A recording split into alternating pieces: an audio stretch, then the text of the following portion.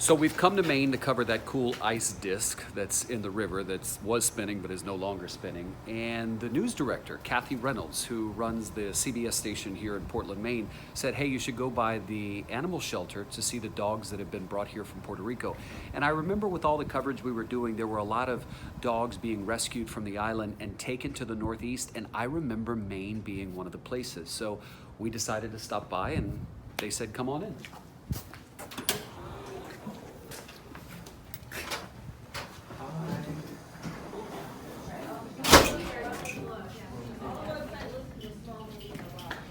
Hi. Welcome. Nice to meet you. Nice to meet you. This is the Animal Refuge League. Welcome. So this is Gina, by the way, Hi. right? And Yep. what's your last name? Roth. Gina Roth. Yeah. Okay. All right. Well, Yeah. I'd love to see some Puerto Rico puppies. Awesome. We're going to bring them. We have a big community room. Okay. And we're going to bring one at a time. They just arrived last night. Hi, guys.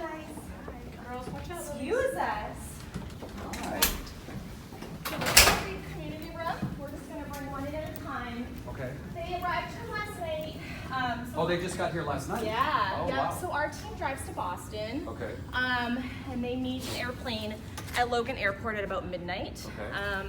We take the group of dogs into our van. We drive them back here, so we get here very early in the morning. So they have been sleeping and lots of food and love. And Did you take this recent trip? I did not personally. Oh, okay. Yep. But 4 of us did travel down to Puerto Rico in April and rescued some animals on the ground. So. And how soon after the hurricane did you guys start rescuing Yeah. puppies from there? So we've been working with a rescue group in Puerto Rico for about 6 years. Okay. So before Maria. Yes, before Maria. And this is Nico right here with Amanda. Hi, Nico. And so we've been working with them for about 6 years. We've taken almost 1,000 dogs from Puerto Rico in the last 6 years.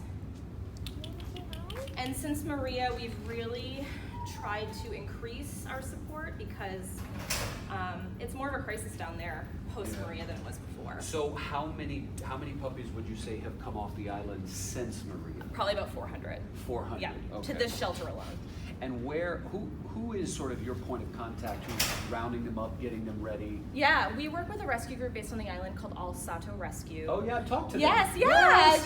So yes, we of course. are one of their main partners here in the Northeast, and we work really actively with them. They are quite a force down there. They're doing amazing things, and we're really honored to be a partner and to welcome these dogs here to Maine. We actually started taking cats as well for Al Sato Rescue. Okay. And they find loving homes here very quickly, which is amazing. So tell me this, how long do they usually stay in your shelter before somebody like Nico would go to a home? Yeah, so the average length of stay for a dog like Nico is about a week. Oh, okay. Yep, so they arrive here, we give them at least 48 hours to settle in. Like a quarantine? Yep, it's a quarantine period per state law. We spay and neuter everybody, that's really important. Yeah. We make sure they're healthy, we make sure they're vaccinated, and then they go up for adoption and they find homes pretty quickly. Amanda's an adoption counselor, and she is responsible for sending a lot of these dogs into loving homes here. So, do you know, is there a certain part of the island where more of the dogs come? Hi. You know, being down there in April, you've been there too. Yeah. Dogs are everywhere. Cats are everywhere. We spent 5 days down there on the island, and in just one day, we rescued 16 dogs, and that was in a 2-hour window. You know, so it's an epidemic. It's a crisis. We are hearing from Al Sato Rescue. It is worse since Maria than it was before, and it was bad before Maria. A lot of puppies, they are inundated with litters of puppies. So we mostly take adults because we know a lot of shelters welcome puppies. Puppies are really easy to place, and we welcome puppies too, but we also take adults, we take seniors, we take dogs with medical needs because we know we can treat them and we can find them a home here. Who's paying for all this good work that you guys are doing? Yeah, we're a nonprofit organization, so we rely on donations from our community.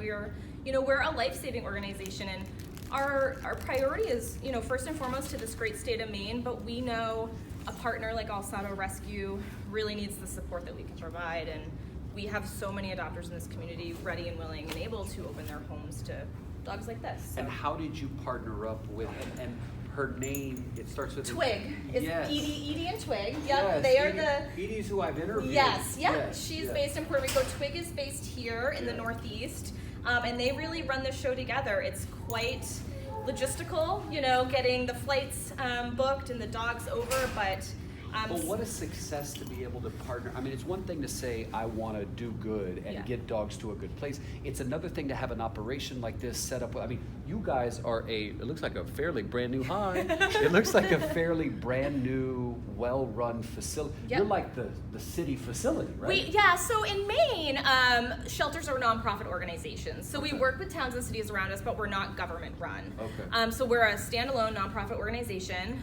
We've been around since 1911, believe it or not. This building is brand new. We've been here 2 years. And this is the Animal Refuge League of Greater Puerto Rico. Yes, yep. And you can find us online at arlgp.org. What's your background? My background, I've always been in nonprofits. I've been here 7 years. Okay. So, I mean, this is where my heart is. Traveling, having the opportunity to travel to Puerto Rico in April was, mind-blowing to me. Really, it changed my life. Isn't it a special place? It's a special, I'm going back in a month. It's a special place, and the need is so strong there. And to see it on that end and what animals go through there, and then to see them come here and the opportunity they have here for a home, it's like nothing else. So we're proud of it. How many do you have from Puerto Rico in the shelter right now? Yeah, so we welcomed, I think, 6 last night. Yeah, so it's usually small groups, and we go about once a week to Logan Airport in Boston. Again, it's usually a middle of the night flight. And it's usually a small group of adult dogs, maybe 6 to 10 dogs in one trip. Yeah, do we get to see all the other 5? One of them was spayed today, so she's in our vet clinic today. Okay. But we can meet a few more for sure. So this is fantastic. I'm really excited to be here because there have been so many important stories, and this is one of them. Yep. And I had done the interview with the lady in Puerto Rico, but wasn't able to follow up. So it was perfect when Kathy said to my producer, Sean, you guys ought to go check this out. Yes. I was like, oh, that's right, they're coming. Because I remember seeing the video of them getting in the crates, getting on the, what, do they use a specific airline? Or y'all They do American Airlines. American Airlines. Yeah, usually the airline they And fly they always come into Logan? They do, yep, for us at least. Yeah, the majority do go into Logan. We've done some special charters. We did a big charter right after Maria.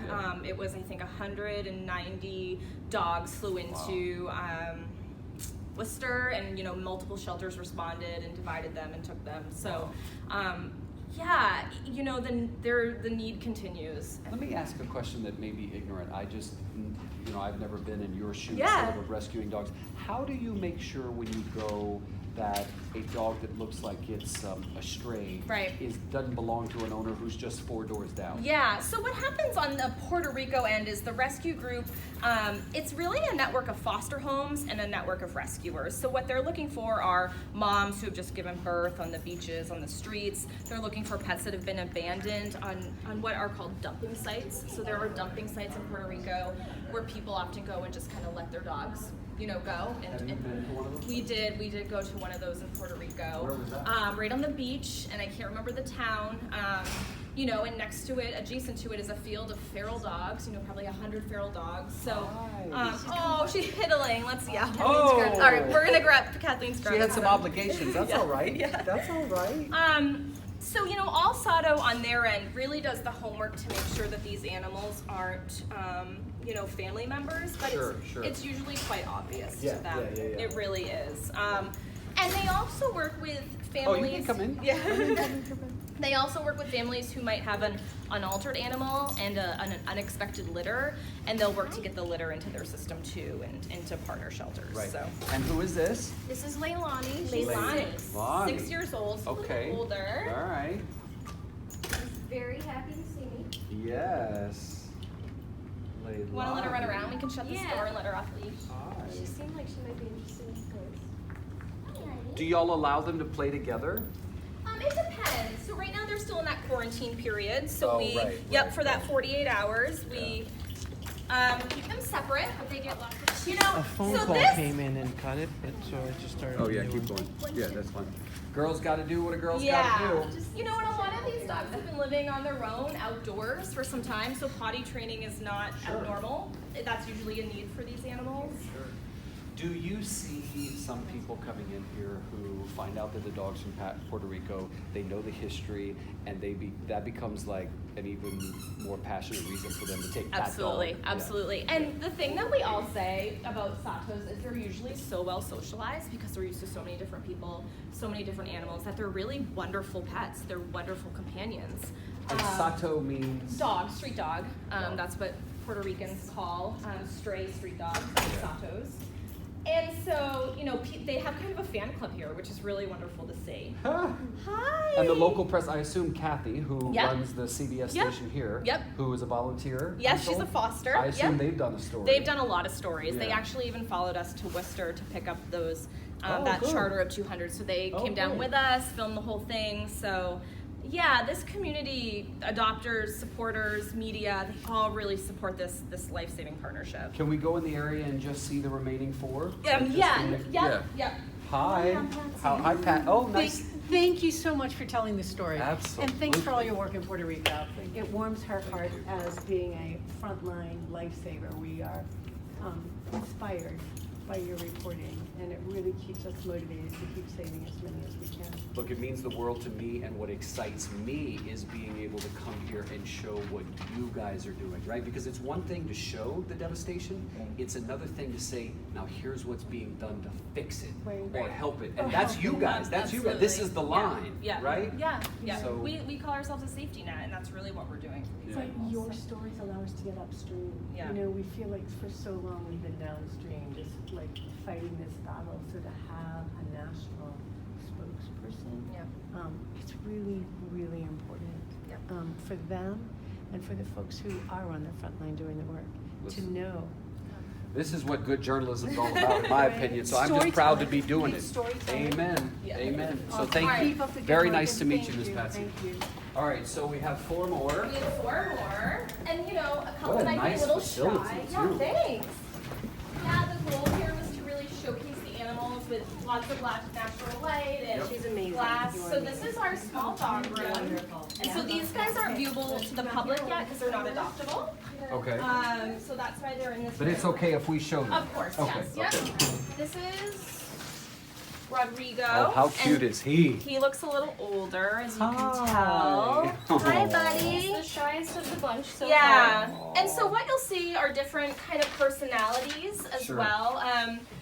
And that flight to Boston from Puerto Rico is sometimes a little scary to dogs. So that 48 hours or more also allows them to kind of get situated. The climate's very different here, as you've probably noticed. Yeah. It's much colder here than Puerto Rico, so we just give them the time they need to settle in. Aw. Hi, buddy. He's about 2. He's about 2. I know. And Rodrigo's actually only 5. Oh, really? Yeah. He looks a little older. Hi. You're okay. It's okay. So, yeah. He'll have the time he needs to settle in. Yeah. And then, come on, bud. There we go. This one doesn't look very shy at the No. bottom. This is Kathleen. Hi. Oops, sorry. I didn't mean to do that. Hi.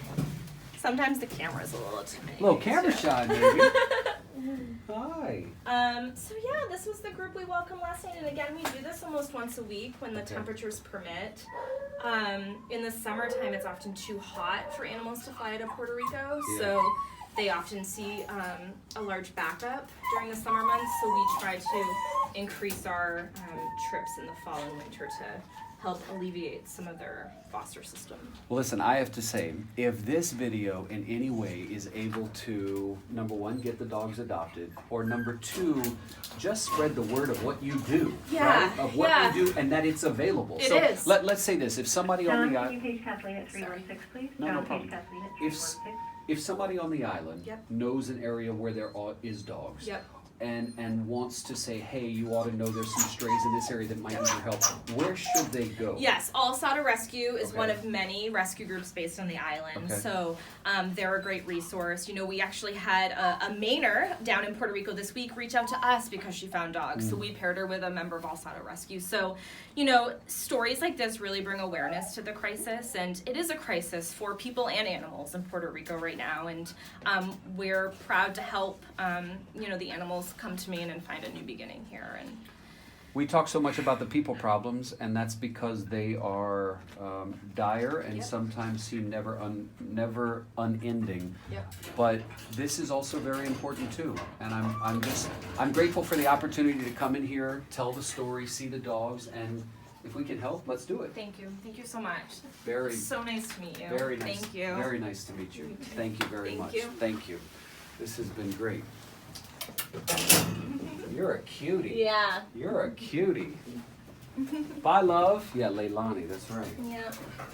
Oh, I have a feeling they won't be here long. Sometimes there's a line at our door when we open for them, which is the best. This has been great. Yep. This is